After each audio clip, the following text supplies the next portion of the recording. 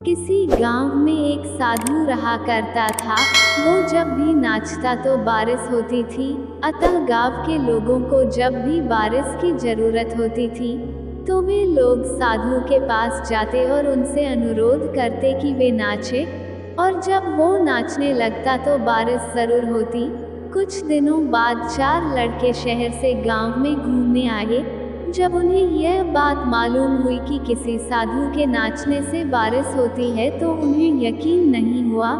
शहरी पढ़ाई लिखाई के घमंड में उन्होंने गांव वालों को चुनौती दे दी कि हम भी नाचेंगे तो बारिश होगी, और अगर हमारे नाचने से नहीं हुई तो उस साधु के नाचने से भी नहीं होगी।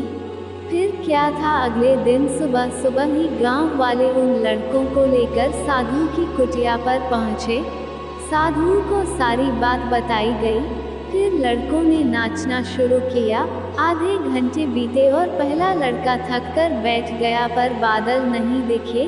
कुछ देर में दूसरे ने भी यही किया और 1 घंटा बीतते बीतते बाकी दोनों लड़के भी थक कर बैठ गए, पर बारिश नहीं हुई। अब साधु की बारी थी। उसने नाचना शुरू किया। 1 घंटा बीता, बारिश नहीं हुई। साधु नाचता रहा। 2 घंटा बीता, बारिश नहीं हुई, पर साधु तो रुकने का नाम ही नहीं ले रहा था। धीरे धीरे शाम ढलने लगी कि तभी बादलों की गड़गड़ाहट सुनाई दी और जोरों की बारिश होने लगी। लड़के दंग रह गए और तुरंत साधु से क्षमा मांगी और पूछा, बाबा भला ऐसा क्यों हुआ कि हमारे नाचने से बारिश नहीं हुई और आपके नाचने से हो गई?